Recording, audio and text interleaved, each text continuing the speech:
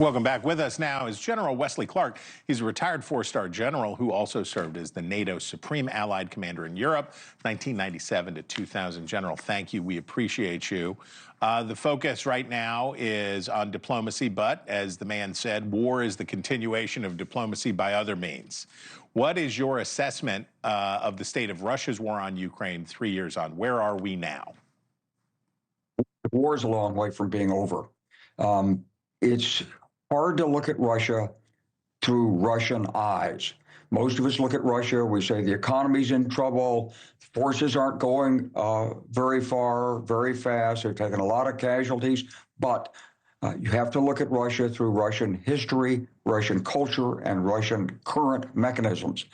Putin's building a war machine. Military-industrial complex in Russia going 24/7, getting a lot of support from China, Iran, North Korea.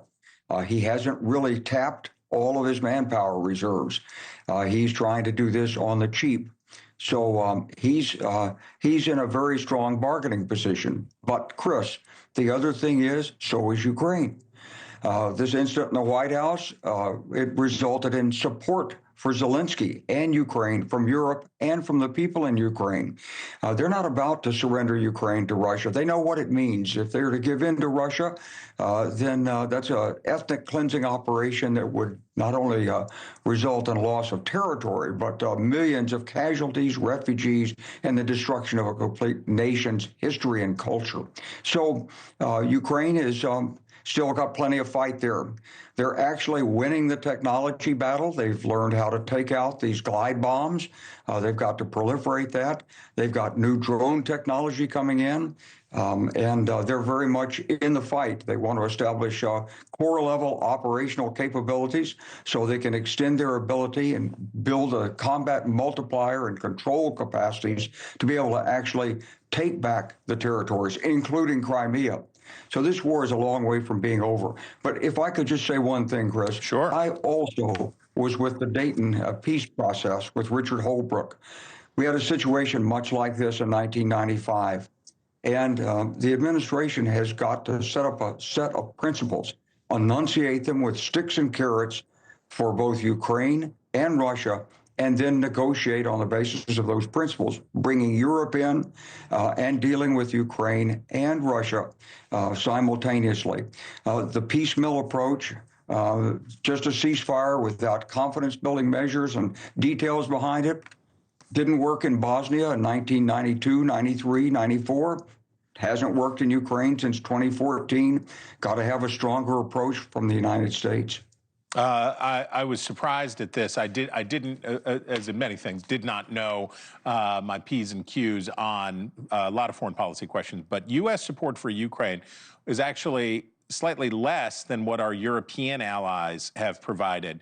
And we can show the graphic right here. $183 billion from the United States compared to $198 billion from the European Union. Now, theirs is about the same when it comes to military aid, but they have more in humanitarian aid.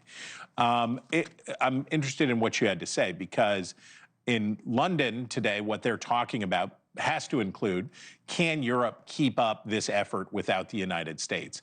It's not realistic to think that Britain and the EU nations and Canada could do this without us, right? Well, U.S. intelligence is irreplaceable. They just don't have the systems to be able to find what's going on the battlefield, behind the scenes in the battlefield, and direct the targeting. They don't have that. Could they build it? Yeah, in maybe 6 or 8 years. But in terms of battlefield support, Europe's given more tanks, more artillery, more jets. We haven't given any jets, actually. More air defense than the United States has, more munitions. So Europe's providing more than the United States in terms of battlefield support. And Europe has been more willing to discuss putting Europeans on the ground in Ukraine. Thanks for watching. Go to joinnn.com to find NewsNation on your television provider. And don't forget to click the red subscribe button below to get more of NewsNation's fact-driven, unbiased coverage.